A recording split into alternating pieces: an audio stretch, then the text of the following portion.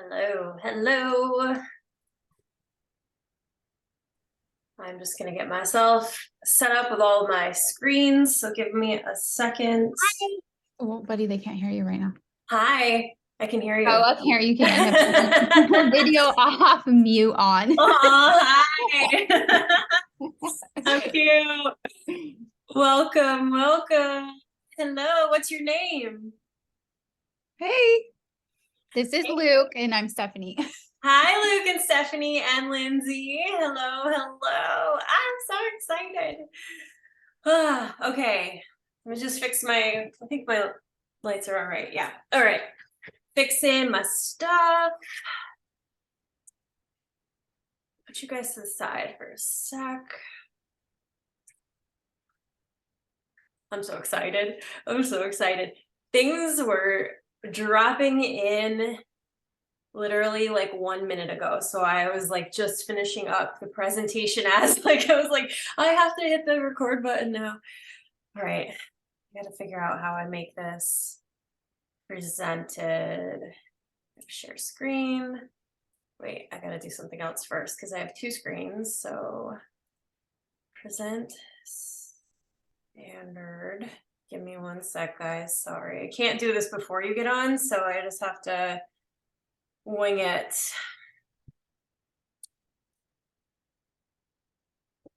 I'm trying to find the page that gives me my notes. Yeah, okay, I think I did it. Got it. Okay, now I can share with you all. Somehow. You can see my screen, yeah? Yep. Okay, I want you to see that screen.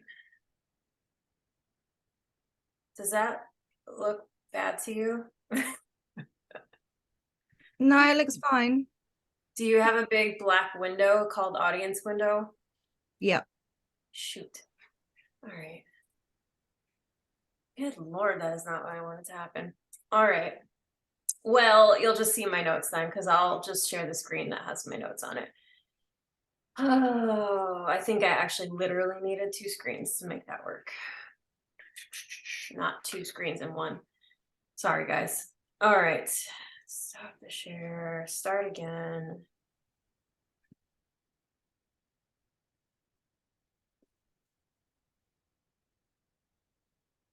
Somehow I think I just made it work. Yeah, you can see it now, right? Without my notes. Yeah, it all looks amazing. Okay, fantastic. Lovely. Thank you so much. Okay. I'm ready.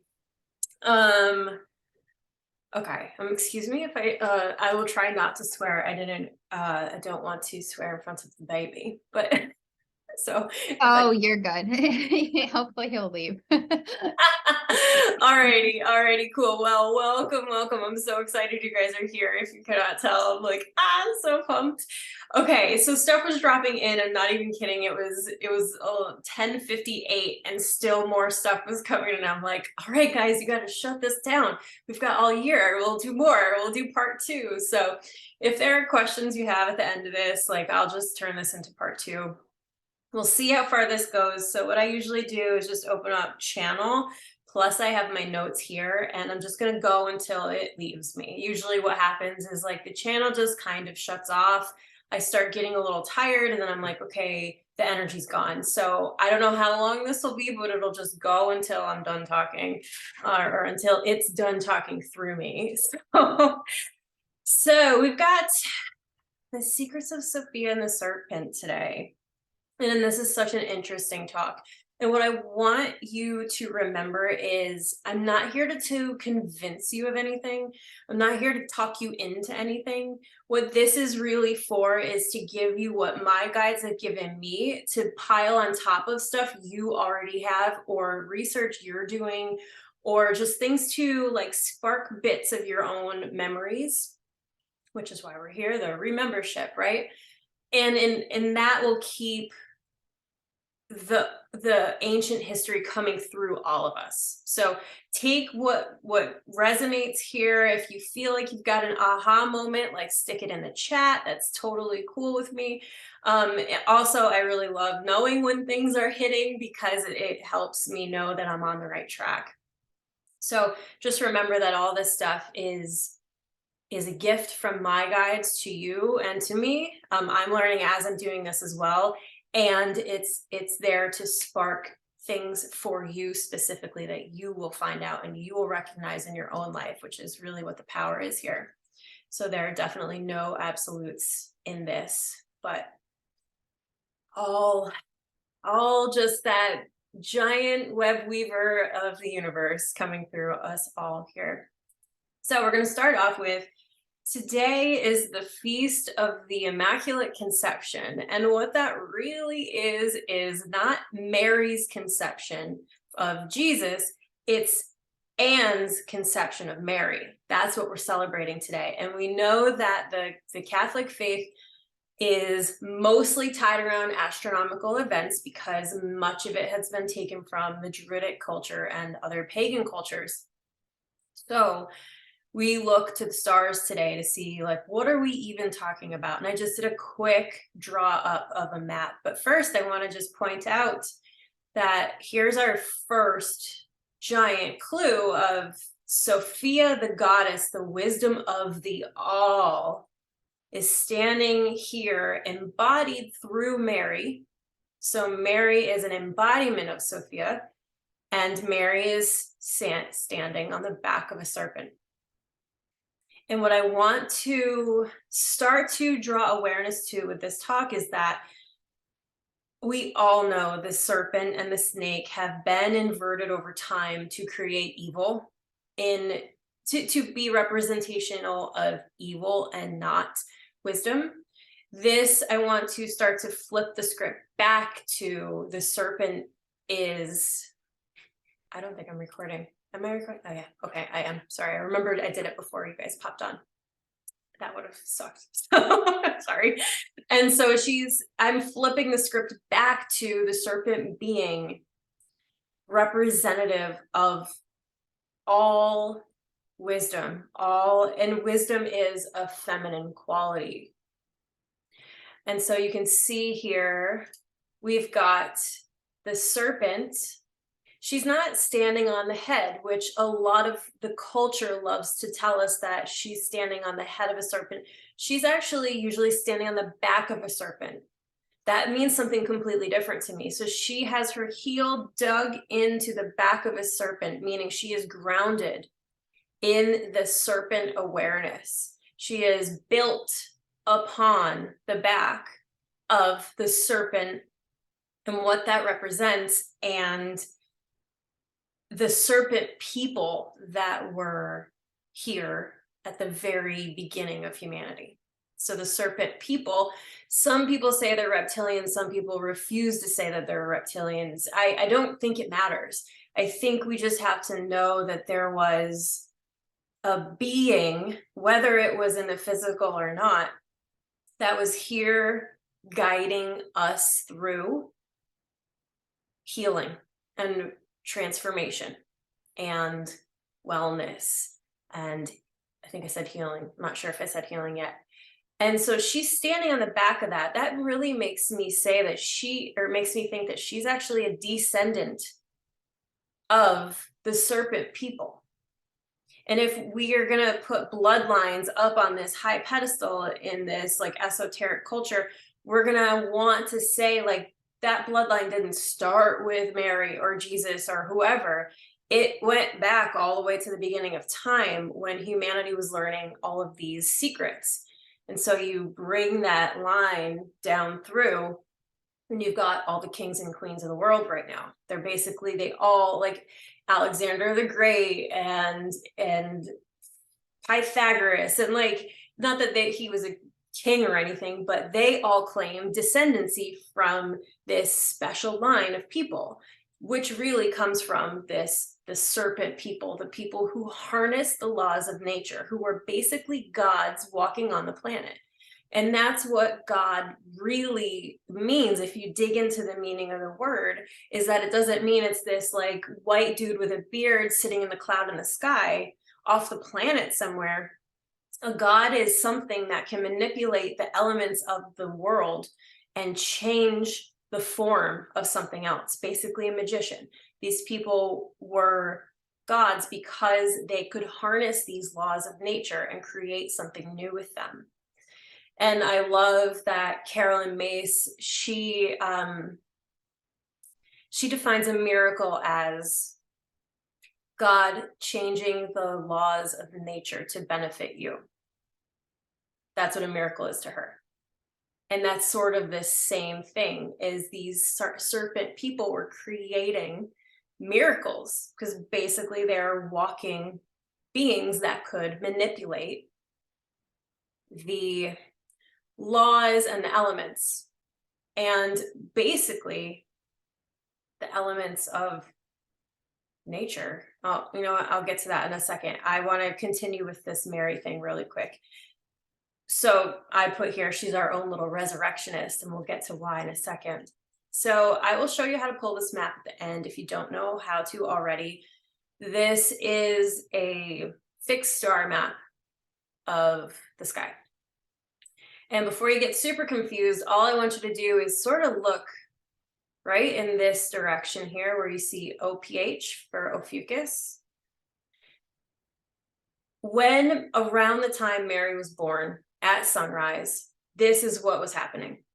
The foot of Ophiuchus, the foot of who is basically, I'll get to this in a second, but the snake bearer, his foot, just like this foot, is on the ascendant, rising. So ancient people could look into the sky. This was roughly an hour and a half before sunrise. I pulled this map because that's how ancient people could see which star was what, because they were out in the dark first. They had to be in the dark in order to see the stars. So they would go out an hour and a half or 2 hours before sunrise and look to see what was rising. And that's how they knew what astrological age they were in, because of what was rising on the horizon then at the equinox. But anyway, on this day, December, I put it about, I think, 49 BC, just to grab a ballpark. This was what was happening. And since we know, okay, so this is the conception of Mary, the immaculate conception of Mary herself, because she also was a virgin birth, even though nobody talks about that. We know that virgins and virgin goddesses basically are represented by Sirius, the star. So we hop over here and we look at what's setting about an hour and a half before sunrise on December 8th is Sirius is setting. So we have Ophiuchus, the serpent bearer, rising, and Sirius setting. So usually when there is something on the angles like that, the rising or the descendant, we know that that's some sort of significance in the ancient world. So we just want to leave this here. I just wanted to open up with, hey, today is an astrological day. The Catholic religion usually doesn't just have arbitrary days, or most of them are tied to some sort of ancient astronomical event happening. So I've got a little funny here for you. Snake breaks silence after 4,000 years of being accused. How could I have given her an apple when I had no hand? That made me chuckle when I saw that online the other day. And we would be remiss to have this talk without talking about Eve, but I'm not talking about Eve today, but I will mention her right now, Eve and the serpent. I think at the end, we'll start to pull in. You guys all know the story of Eve. I don't want to give you a story you already know. So maybe in part 2, we can talk a little bit deeper about Eve and the serpent, but I think you'll have a more grander idea of the serpent and Sophia as we go through this talk today. So a couple of things that we want to remember that the serpent represents. First and foremost, resurrection. Okay, so this is one we want to kind of remember as we go through the talk. Resurrection. Snakes essentially die, shed their skin, and create anew on a regular basis. Snakes have always been a symbol of transformation because of that. So when we say resurrection, we say transformation in the same breath. They're the same thing for, conceptually speaking. The serpent was uniformly seen across all ancient cultures. So all ancient cultures have something that has to do with the holy serpent. Like, this isn't just a snake. It never was just a snake. This has been sacred since the dawn of time. And if you watch any of Matthias Stefano's stuff, he says that the serpent people were here and they taught women only about healing, because women, primordial women at the time, or primitive women, I should say, were ruled by emotions. They were ruled by the moon. So they had a different sense of time. They had a different sense of belonging, and they had a different sense of the rhythms of nature. So they were more susceptible, he says, women were, to learning healing arts. So technically women become the first shamans at that point. And so women becoming the first shamans because the serpent people taught them how. They were remember, the masters, the magicians, the gods that could manipulate energy. They taught women how to do that, says Matthias. Which really, when I heard him say that, really resonated with me. So I kept that as like a nugget to remember. It oftentimes represents the spinal cord, which holds the chakras and the kundalini. So we want to remember that there's always like a rod, and then there are chakras and kundalini that spiral. So this is a visual representation for you to kind of put the serpent in the body now.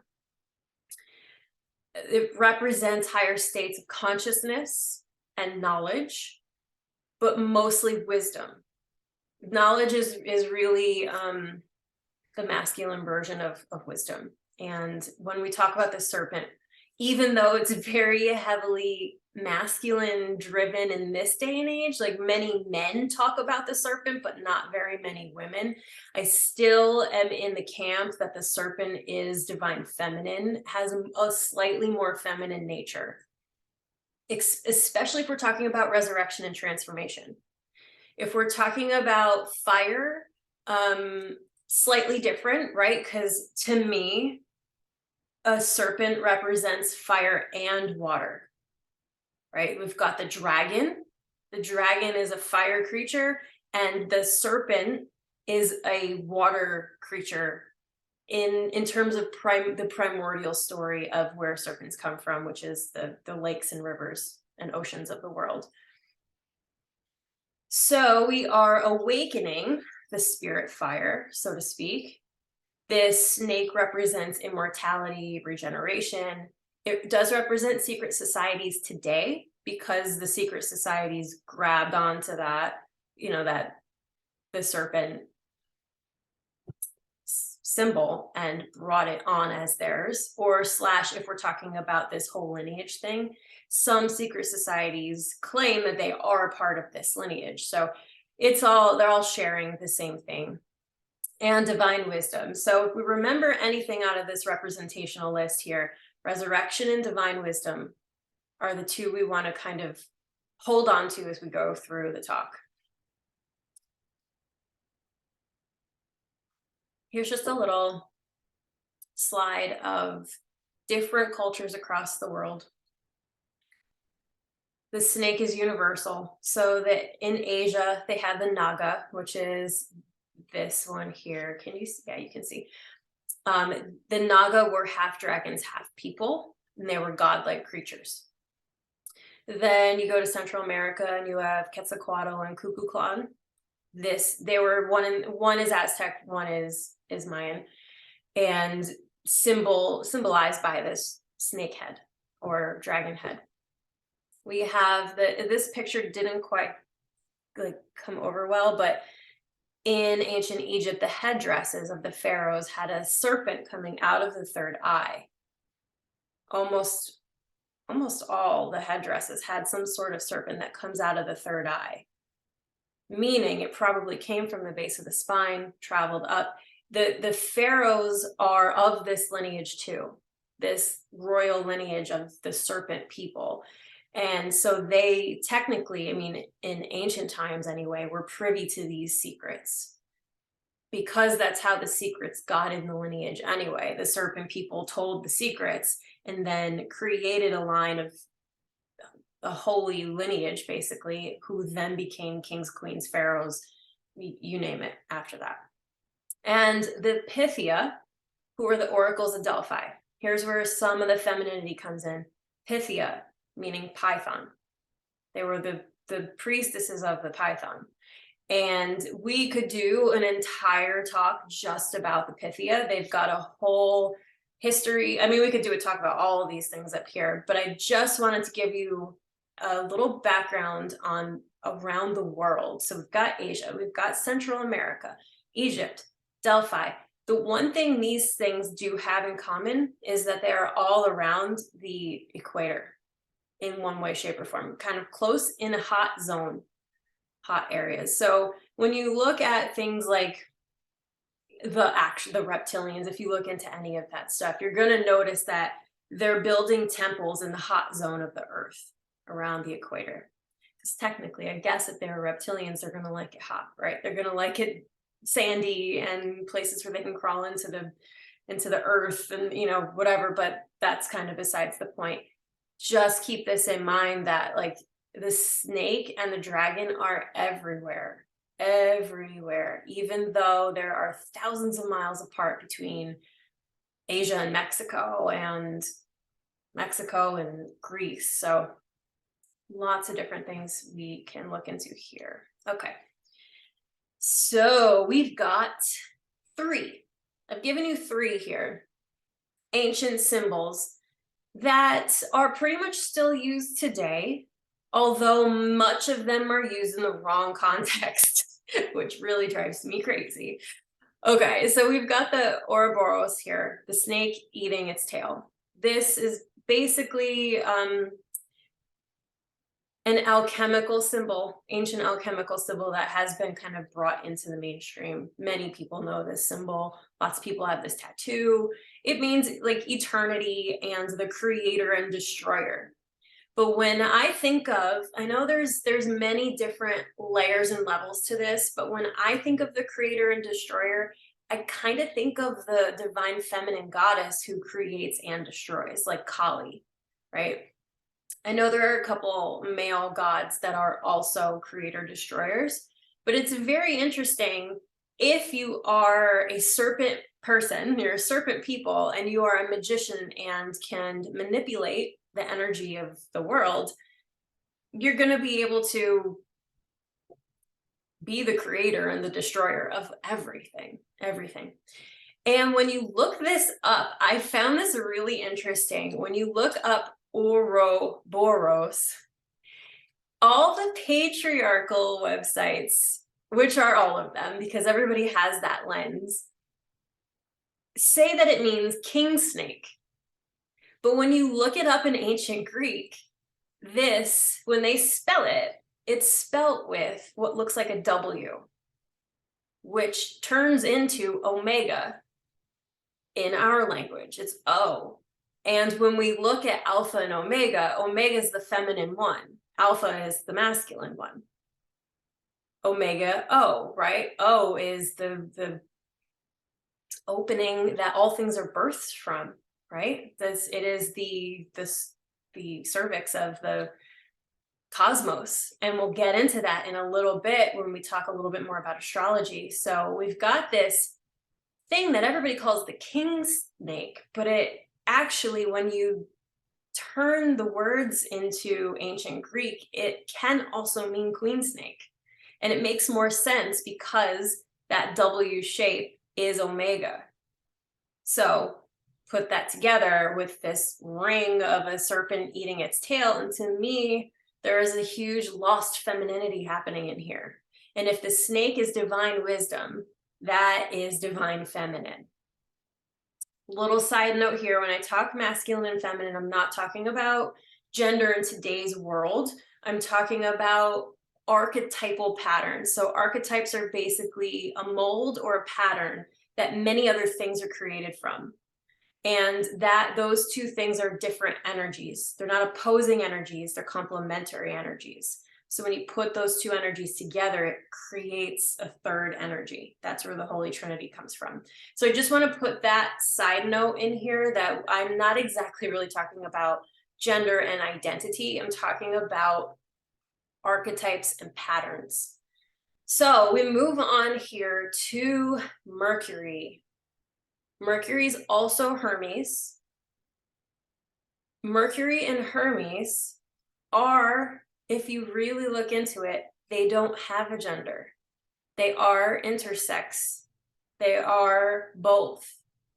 And this god, goddess, god, I don't know what to call it now, but this energy is symbolized by the caduceus. That's this symbol here.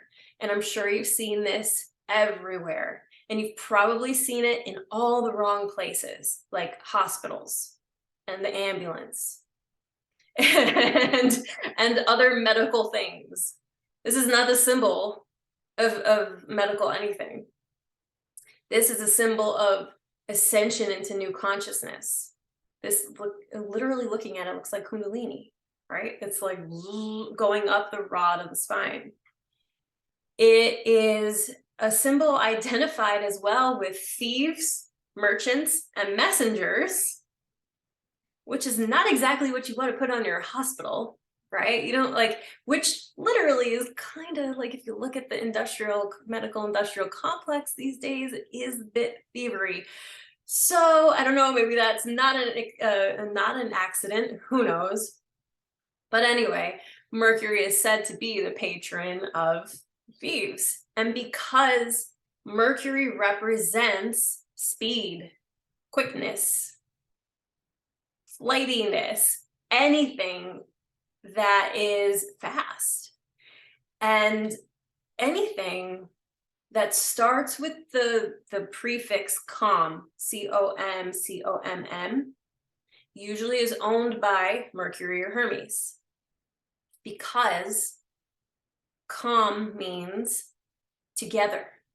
It means one. It means doing with or together. So Mercury and Hermes have this mastery of both masculine and feminine energy, and they communicate together to create this ascension into new consciousness. So a couple of words we can say here are communication, commerce, right? So we have unification together. We have mercantilism together. That's what commerce is. Commence, to go forward. This is why Mercury has wings. Commentary, that is speaking. That's why Mercury is in charge of words, thoughts. He is the magician. So I didn't put the tarot card in here, but if you look at the Magician tarot card, he basically has a wand in one hand and he's pointing down to the earth in another hand, and he is taking all of the energy from the cosmos, bringing it down through his wand, mixing all the energies within his body and manifesting it down onto the earth. That's what the point of that card is for. And Mercury, since he is the first planet, he is the first card also, in the way that I look at it in tarot. All the numbers kind of line up to me. So Mercury, he's got a lot of symbolism here. And another one you can look at is the 4 parts of this caduceus. We've got the wand, which you can go back and forth on what the wand symbolizes, but I'm going to call it earth for this one. We've got earth, air, so we've got the wings, earth, air, and then each snake a fire and a water snake. one's a dragon, one's a water snake. Okay. So all these energies come together.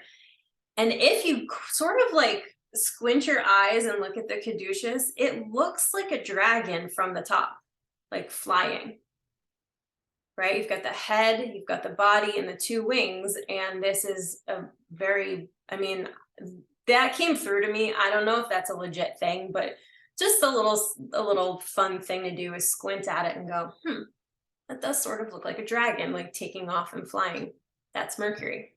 Probably part of this serpent people lineage. It's all just pretty interesting. Mercury's also a psychopomp. So he is someone who takes souls and travels with them into the underworld. He is a part of this transformational process that the snake, the symbolism of the snake, goes through. So Mercury takes his wand and he walks across the river into, I think the river Styx, where all the souls cross and then end up in the other world. It's just a part of one of his jobs. So that's why travel is really important to Mercury. That's why when I was in France and I missed my flight and I was like, Mercury, you gotta help me here. I can't wait here for 11 hours. And like this miracle happened and I was like, somebody didn't catch the interflight and I was the last person on the plane. It was like, thank you, Mercury, but I definitely gave up my computer for that. My computer broke after that. So my communication and my technology, my computer crashed. So there was a definite sacrifice to getting the travel I needed with another form of Mercury happening there. So just look, let you know that if you pray to the gods, you're going to have to sacrifice something else that they want from you. Oh, yeah. Okay. So that's just a funny little side note. But he's this part of the transformation process, whether you're traveling from alive to death or you're traveling from somewhere in France to somewhere in France, he's there ruling it all. Okay. So we're going to hop over here to Asclepius. This is where this gets interesting. So, and if this already hasn't been interesting already, but this is where it gets a little bit deeper. So Asclepius is, where do I even go? I'm feeling like I have, you know what? Let me skip Asclepius 1 second. I've got one more Mercury thing here. Balance of masculine and feminine. Mercury is androgynous. I'm just going to read this here. Escorts souls, fire, water, earth, air. Transformational spiritual process. The wings, the rise of the higher consciousness through higher planes of awareness. And here is what I was saying about the forces when I was back on this slide and I'm like, you're the master of the laws of nature. This is what I was talking about. Electricity and magnetism, they're basically one thing, but they are two parts of one whole, just like masculine and feminine archetypes are. If you are the master of electromagnetic forces, you're basically a master of everything. You're a master of nature. All of nature is electromagnetic. We are electromagnetic. And what happens with electromagnetism is, here's a couple of slides just to show you what the relationship is between electricity and magnetism. So when you have electric current, it automatically generates magnetic fields around. If you have a magnetic field, it automatically will generate electricity. That's what these two things are. And if you look at this one over here, this definitely looks like the cosmic spider, right? And the torus shape, not Taurus, but the Torus, the apple shape that all of us have. Everything has energy that comes up through and out and down through and out the other side. So we get this one goes in like this. We get this spinning of energy. We all have it. It creates our aura. This is why we're all electromagnetic. So if you are the master of these things, you are the master, you are a magician. And what these things really are snakes, right? Look at the relationship between these two things. Electricity moves like this. Magnetism moves like this. And when you have two, you have this rod here. And when you can combine both of these, you can spin up to higher consciousness. This is all what's encoded just in this one symbol. And it is put on, like I said, all the wrong places. I think I've heard before the reason why the caduceus is on ambulances, which then probably is what put it on hospitals, is because during one of the world wars, not remembering which one would have ambulances, probably two, right? They put the caduceus on the front of the ambulance so people would know it was an ambulance. And the ambulance wanted the caduceus on it for speedy travel, not for healing. That's what the point of the ambulance is for speedy travel, right? To get to the place of healing. Healing can happen on an ambulance, but that's not the main point of an ambulance. So I think they had put that on the ambulances to show people like, hey, these things are going to be moving fast. We want Mercury's blessing here. Let's get people to the place of healing quicker. And then all of a sudden it's on like all the medical stuff. And you're just like, thievery? Speed? None of this looks like healing to me. But anyway, I think humans just honestly don't know what they're doing half the time. And one more little bit here. This is the electromagnetic map of the world. These are ley lines. They're also called dragon lines. When you can harness dragon lines or ley lines, you harness the ability to travel upward in consciousness. That is why every single ancient site is built on a cross of dragon line. All are. Chartres Cathedral in France, Stonehenge, the pyramids, like you name it, they're all put on top of a convergence of these two ley lines so they can harness the energy. Because when you stand in those places, I don't know if you've ever stood on a quote holy site or just another site that has a lot of energy like Mount Shasta or Sedona. You can see the one in Sedona right here, right? There's like several that come together.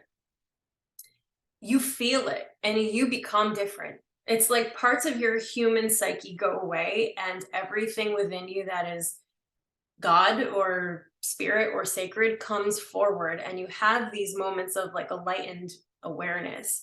That's what they're meaning by learning the secrets of the world for, for part of it anyway, is this serpent energy.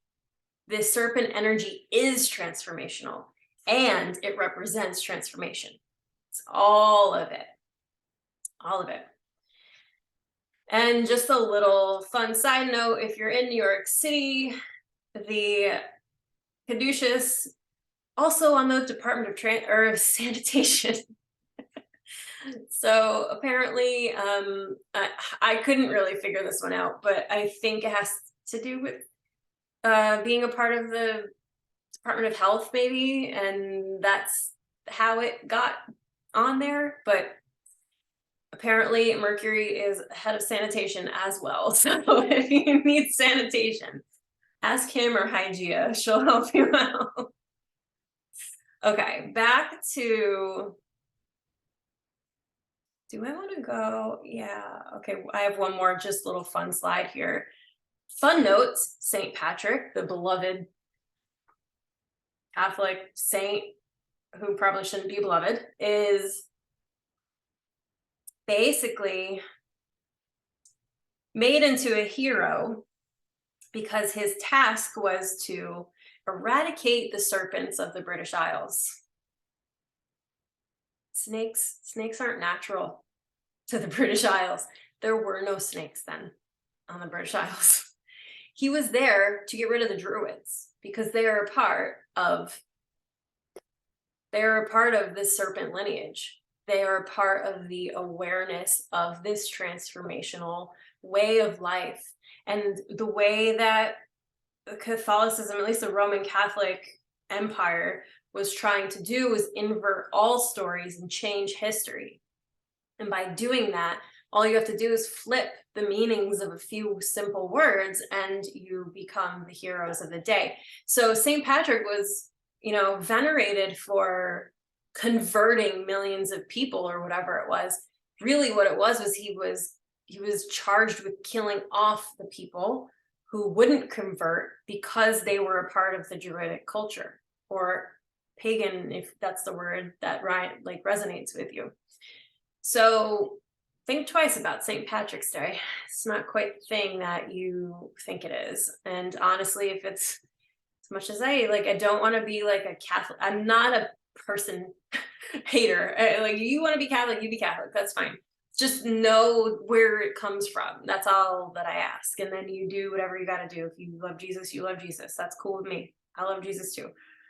Just know that like some of these people, the real stories have been a bit twisted, especially when there's no effing snakes on Ireland in general.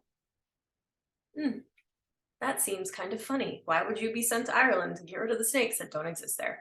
It's too damn cold. And the ocean, even if there were snakes in England, the ocean was too cold to get them into Ireland. I'm not a buyer of this story. If that's just, like I said, you take what you gotta do, and I'll just show you what I feel like. What I feel is what's somewhat true here. So yeah, just think about inversions of basically everything when you think about these people and what's actually encoded. I'm telling you all these little bits and pieces here because what I want you to do is when you hear or see any of these symbols I'm talking about, that the inversion starts to flip back into the truth. Because with each one of us that inverts back these symbols, we start to heal the truth. We start to go toward something that is more aligned with its original intent, which as a Virgo moon, I'm super into, really love, integrity and things like that. So that's what we're trying to do here. Okay. What time is it? All right, 11:45. Cool. I see that there's a chat. I took some photos of the symbol carved along the Thames the other. Oh, cool. I would love to see that, Lynx. Would love to see that. Okay, so here's Asclepius, the staff of Asclepius. Who the F is Asclepius? Let me tell you. All right. Just want to make sure I don't have him anywhere else. No. Okay. By the way, I got quite the doozy towards the end of this. Not to be that asshole that's like, stay till the end and but like actually at the end of this has a little bit of a doozy. So be excited for that if you're gonna stick around for that. Okay, Asclepius, this is the actual symbol of healing. Asclepius was the first doctor, let's say. For one reason or another, we can look up the whole story later. He was a stolen, abandoned / at birth and given to Chiron as a foster son. Chiron is the ultimate healer. He was the centaur that, without getting into his whole deep story, he was a centaur that basically knew all kinds of healing, physical healing and emotional healing, you name it. He was the great teacher healer. He was like one and the same. So his foster son, Asclepius, got all the goods. He was trained since birth to be a master healer, and he therefore becomes the grandfather of doctors, of healers, of all of that stuff. So here is his wand and the one snake, just one snake. And so the story goes, Asclepius was witness to a boy drowning in a vat of honey, and he pulled the boy out and didn't know what to do, didn't know how to heal this boy. Then one snake comes up to Asclepius and he hits it with the wand. Okay, so we have to remember wands are symbolic of magic, right? They're symbolic of magicians. They're symbolic of this whole serpent people thing. He hits the snake and the snake dies. Then another snake comes through with herbs on her head. Asclepius takes the herbs off her head and puts them on the snake, and the snake resurrects. The snake's not dead anymore. So then the snake has taught him now how to resurrect people.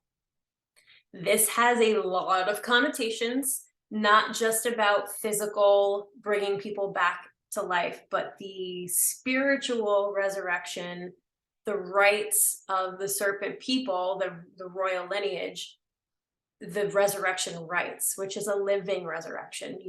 It's like you pretend you take a lot of shit, you die, and then you are dead for 3 days and you rise again. That's the resurrection. That's a living resurrection, by the way. The very crude version of it. So within this moment, this snake taught Asclepius how to resurrect. So whichever way you want to take resurrection. So then he realizes that saves that snake, and then he's able to save the boy because he puts this magical set of herbs on the boy, and the boy survives. So he is deemed as the ultimate savior. So let's just put that one on the little back burner here. So he's a savior that resurrects things. Okay, cool. So we're just gonna put him over here. And that is, part of who he is. The rest of his story, a little less relevant, but I'll tell it to you anyway. Hades started to get real pissed because nobody was dying. Asclepius knew the thing. He was like, I'm going to save them all. He saves everybody. And then Hades gets pissed, goes to Zeus, who is his grandfather, Asclepius's grandfather. And Zeus is like, dude, you can't do that. You got to go poof into the stars. You are now in the stars. You cannot do that because there's too many humans on Earth and not enough in the underworld. So he basically kills him and poofs him up to the stars for all of his good work that he's done in the world, but he's got to go, right? So this is what brings us to the astrology part of the talk. Is Asclepius becomes Ophiuchus. I'll tell you why in a little bit, but I want to show you these maps first. This map's a little blurry, sorry. So we'll start here with Ophiuchus. And just to give you the lay of the land, Taurus is directly across for the most part. It's like a Taurus Gemini thing. Basically, it's Orion, but Orion's not on the ecliptic. One little side note for people who don't know, the ecliptic is this ring that the sun travels around through the year into each one of the zodiac signs. Okay, so the ecliptic, the sun goes through all these signs, and the one that we don't talk about is Ophiuchus. Crosses Ophiuchus longer than it crosses Scorpius. He's in Ophiuchus. I think the sun is in Scorpius for like 7 days or something like that. I think it is only 7 days if you are looking at sidereal astrology. So meaning I look in the sky and I can see the sun right here. That's different than tropical astrology that's based off of the seasons. We're talking about sidereal here. And so either way though, the sun goes through Ophiuchus for quite a long time. Technically, depending on who you ask and which astrology you're using, between November 29th and December 18th. So it's a long time. And 18th is somewhere around there. So do I have any notes for that one? No. Here's another little view. Look at Scorpio. Look how tiny. This is like a sidereal map of like how big each constellation really is. We don't use these measurements. We cut them up equally. But when you look into the sky, this is their real estate. And Scorpio does not have much real estate on the ecliptic. It might be wide, or long, but it's not wide. So the sun only really passes through just like a little nugget of this, which is why it's such a small piece of the pie here. Virgo, humongo. Taurus, pretty big. Pisces, huge. So this is a nice little thing to just remember here. And if you're in the chat, I just wanted to point out why I was talking about Taurus the other day. because I was looking up stuff for Ophiuchus and Scorpio, that automatically brings you to what's across the sky at that time. That's where that came from. Taurus, when you break out the word, it means cross of the rose. Toe, row. Toe, row. So when you look at it in Greek, those two words mean rose and cross. Tau is the letter T. Rho, R-H-O, is the rho part of that word. And that rho, R-H-O, creates a lot of words in our language, like Rhodesia, the island of Rhodes, Rhodes Scholar. Like you keep going. It's all because it means rose, reddish. Yeah, basically rose and reddish. So we've got some crazy things happening here when we talk about the serpent being over here and the rose being over here, the cross of the rose. What else looked like a cross in this whole thing we talked about today? This kind of looks like a cross too, right? It's a lot of little nuggets, even though this talk feels like it's like over here, over here, and over here. They all start to come together. You're like, whoa, there's a lot going on here with the serpent and the rose. This is for a whole other talk, but I'm just going to plant this seed now. Here's an apple with the serpent. Apple and rose are the same plant. They're cousins of the same plant. And you may have known that, you may have not, but that opens up a whole door of how is the serpent related to the rose and the rose lineage. That word's been talked about a lot in this talk, right? The lineage of things. So for another talk, but I just wanted to put that out there here. Back to this. And one more thing, well, two more things on this slide I want to mention is the Milky Way cuts right through, right? Milky Way. When you look up into the sky in a dark place and you look up towards Scorpio and Ophiuchus, there's the Milky Way behind it. What's in the Milky Way? Oh my God, I just got so red by doing that. The Milky Way has the galactic center. So the moment that the sun goes into Sagittarius from Ophiuchus is the moment the sun is in alignment with the galactic center, the giant O of the universe, where everything is birthed from. There are temples on this earth that are geared at lining up with the galactic center. Because what else do we call the divine feminine? Is we call her the void. Call her the grand void. She's the thing that holds everything, but is nothing. That is the galactic center. And what I find really interesting, how the F did they know that? How did they know there was a supermassive black hole there? How did they know that that was the void, where the giant black hole is lined up with the galactic center? I feel like I had another chart here somewhere, but I don't see it. All right. Where can I show you the galactic center? I put it somewhere. Let's see.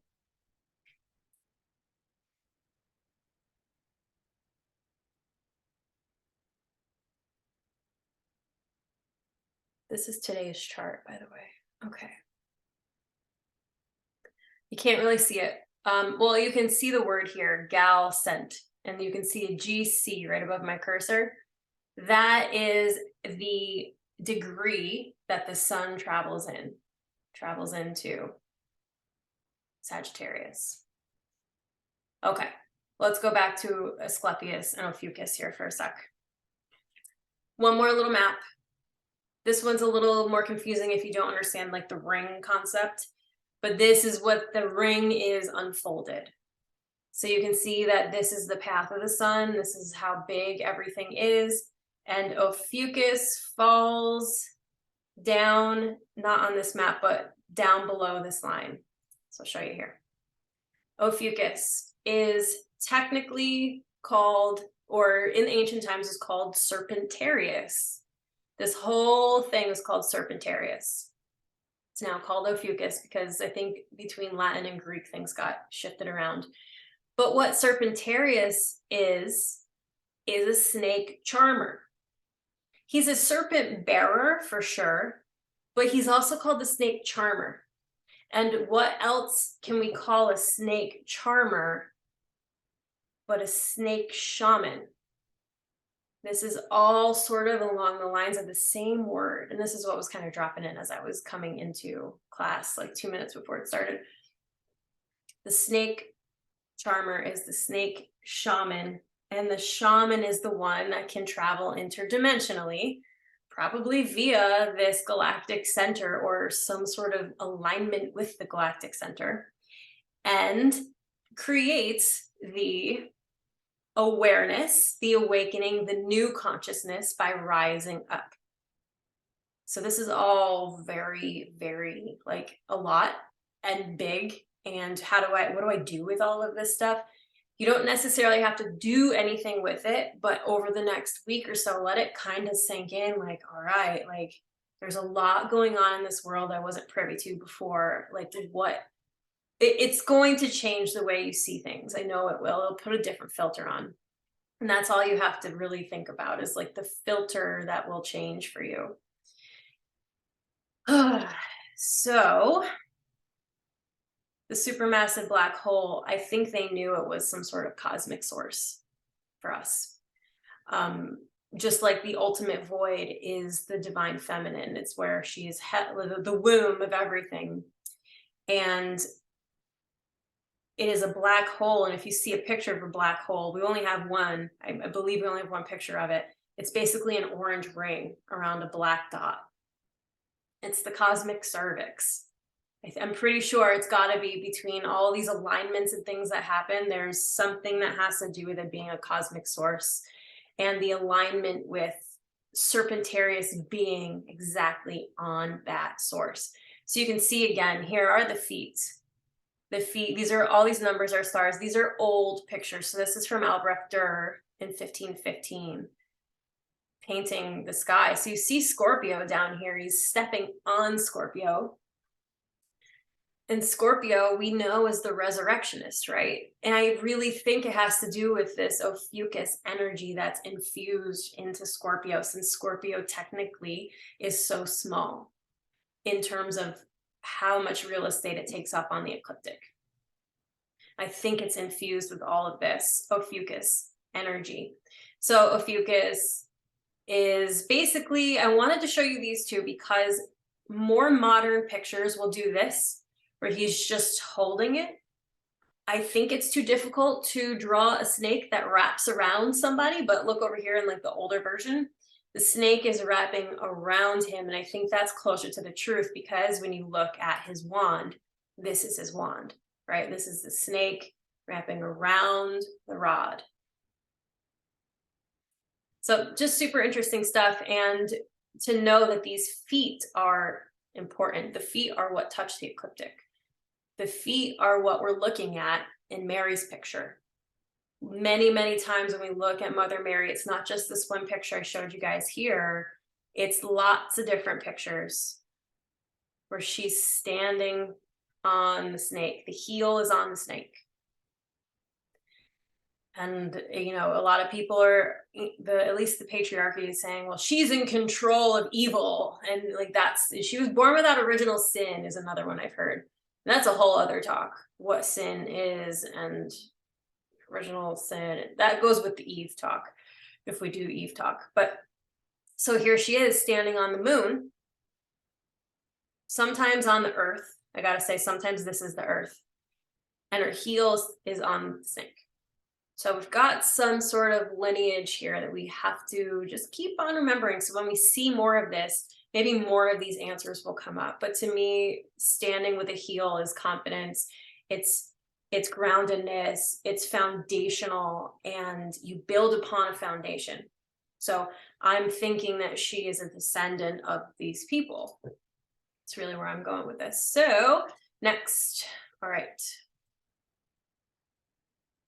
Ophiuchus. Let's talk about etymology for a sec, because this is where we're going to end the talk a little bit and where the little little bang comes in. We spell Ophiuchus like this up here, but in Greek originally spelled like this. Why is Ophiuchus Asclepius? Where is the connect there?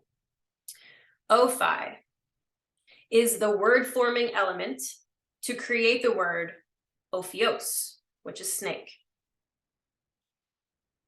Kos, echo, anything with this like kus at the end is to hold, contain, or could be, I don't think it actually means charm, but I'd have to look that up.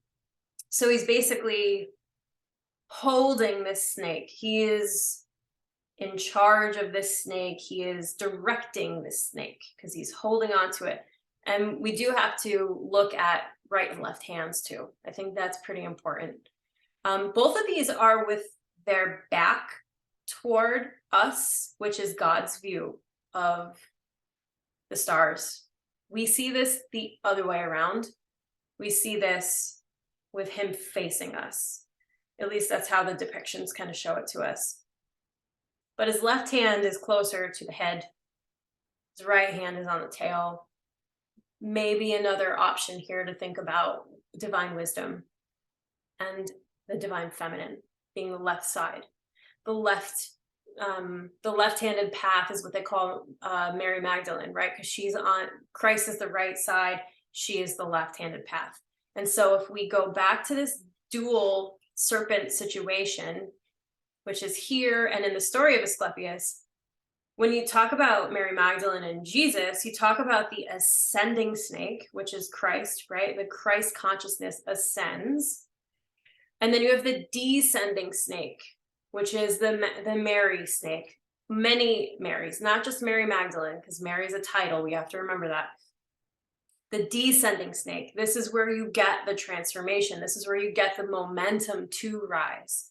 I think Kundalini is a dual-edged snake. I don't think it's just one snake that rises. I think it is an energy of electromagnetism that goes up and down together to create the bond between the masculine and feminine energies. So Ophiuchus means serpent holder, serpent controller, we can say. There is an Ophiuchus people in Portugal as well. And many stories relate to an exodus of serpents from Luxor and Karnak in Egypt that went to Portugal. I don't think they were actually snakes. I think they were probably people that went from Luxor to Karnak. That's a part of their legend. And another part of their legend states that a maiden, which you can read virgin, when you see maiden, read virgin, snake goddess, would ascend on the summer solstice and give the gifts of wisdom to any traveler or journeyer, right? Okay, so if you're doing a resurrection, you are journeying through the dimensions, like the living resurrection that I explained before. So you are doing this journey, just like when we do ayahuasca journeys or some sort of other plant-based journey. This virgin snake goddess, who is only a virgin on the summer solstice, comes out, gives the gifts to all the journeyers, and goes back into snake form for the rest of the year. These legends are all over the world. Let's look at this. Okay, so this came up a little bit this morning, actually. This is new to me. Ophelia. Now I'm looking at oaf names, oaf things. Ophelia means to help. They think it comes from a whole other word, but I know better. And I know that the root word of all of this is Ophi. Ophi is going to give me snake stuff. Okay, OPH for the most part. So if we're going for Ophelia, from Ophilos, okay, close enough. Anophiles, an means anti, basically, if you want to just like put it in English, anti-hurt or anti-help, which means to hurt. So we've got Ophelia, the name, means to help. We've got Anophiles, which means to hurt. And here's a little piece from the Bible. 1 Corinthians 15:32. I think this was St. Paul talking, if I'm not mistaken. If as a mere man I fought with wild beasts at Ephesus, what good did it do for me? Which is where they inserted ophilosin. If the dead are not raised, let us eat and drink, for tomorrow we die. Okay, so that takes on a whole new meaning when you know if you're doing a living resurrection and you take plant medicine in order to basically die and come back resurrected via this serpent lineage. Yeah, okay, so it's gonna do you help. Here comes that word again. It's gonna save you. Okay, so we put that to the side a little bit ago with Asclepius and the helpfulness of the snake and the saving that the snake has done. This takes on a whole new meaning. Okay, here comes my little kicker. I was sitting on the couch about a month ago and I'm like, Sophia sounds a lot like oaf. There's a lot of oaf in Sophia, in the wisdom of the goddess, in the divine wisdom. So I'm like, all right, what's the Greek S look like? Looks like a fucking snake. Looks like snake. And so if you just add Ophia, this is the Greek word for Sophia. Sophia is the snake. She is the oaf, the ophi. Yeah, I see your face. I see it. And the Greeks are smart, man. They put their proper letter on top of the rest of the oaf, making Sophia mean wisdom. That's what the word and the name Sophia means, is wisdom. So the snake, the ophis, is a representation of divine wisdom, and that's exactly what Sophia means, divine wisdom. The S is the snake on the actual word of the ophis, Ophius, which is ancient Greek, which is where Sophos comes from. Sophos is sophomore. It is also what wisdom means. Like Sophos is a word in ancient Greek. And all they did was stick their vertical snake on top of the word. And there we go, ancient wisdom. This I have not seen anywhere, and I'm not like saying that to take credit. I don't have anywhere to corroborate this. This is my guide's thing. So you take this for what it's worth, what you think. I found it to be completely fascinating when I was like, okay, there's got to be a link between Ophiuchus, the oaf, and Sophia. The next thing I was told to do was to look up the Greek alphabet. This happened in like a 3-minute span. I looked up the letter S and I was like, ugh, like everything just like stopped in me. And I was like, it's a snake. It like, that's the, and I'm like, I wonder if it's a snake looking like letter that creates the S in Sophia. And it literally was. And I was like, God damn, they are so good. My guides are so good. And I'm a good listener. So the ultimate question here is, does the divine wisdom save? Is she the savior? Is the serpent really the savior in everything? Is it the savior of the Bible? Is it what we are looking for when we are thinking there is a human being that's our savior? Maybe it is the energy of resurrection, the energy of transformation, the energy and wisdom of knowing how to wield energy, being your own God on earth, your own magician, is what savior means, is what the help is. It's us. We're the help. We are our own help. We just have to understand what the ancients have left us as clues. And we have to actively remember these things, these parts of us as a whole, and bring it back. This is like a sacred duty to me, and I think you guys feel the same way too. So that ends my talk, almost on the hour. Excuse me for going a little bit over. And if you wanted to know how to pull Ophiuchus for your own chart, you want to know how to find if you're, you've got some stuff on basically the 28th degree of Sagittarius, because that's where the galactic center is. Ophiuchus will be in that whole, area, as I explained before. So this is the directions to get Ophiuchus on your own chart. So you're going to astro.com. I know a lot of you know how to go to astro.com, but if you don't, it's kind of a whole process to begin with to get set up on there.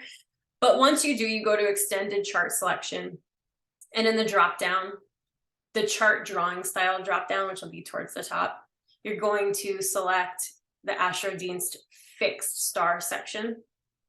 Then you're going to go over to the right side where you're going to be able to choose between tropical and sidereal. You click sidereal, you have to click that. And then the drop down under that is the Krishnamurti 0 to 59 degrees way of drawing the chart. And that's what gets you this. I think you can also do Fagin Bradley. I think there's, I think several options will work under the sidereal way of pulling.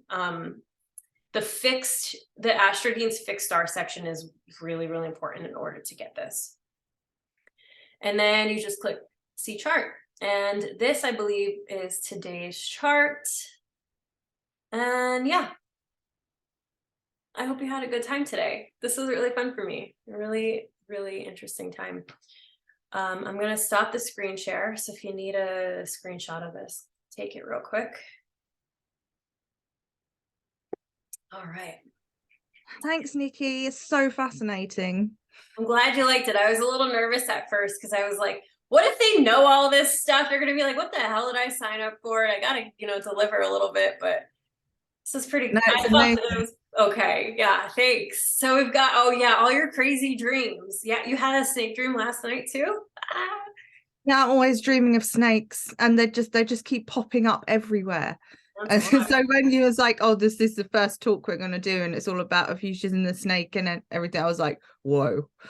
yeah, I know. Like this snake talk could go, I probably will do more snake talks with this group because it's really important. There's like so much in there that I think we need as women today to make it in the world, really. And as a spiritual person and leader trying to heal other people, I think this is really important.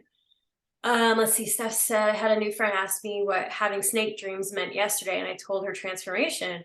I had no idea what this talk would be about today, but oh yeah. Oh, because you weren't getting the emails. I'm glad you loved it though. And now you can tell her a lot more. About true. If she'll, I don't know, you have to be a certain, learned a couple of things to kind of understand this talk, but she might, get a kick out of some of it for sure. I'm glad you guys liked it though. Anybody have anything else they want to say, questions or anything? If this sparks something in you and you're like, but wait, what about this? Just put it in the Telegram group, and if it starts to create like the guides are talking and there's some kind of a buzz, I'll put it into the next talk for sure. I will stick this in the portal as soon as it downloads. Yeah, and that's it. I'll see you guys in the chat then. Thanks so much, guys. This is so fun for me. Thank you.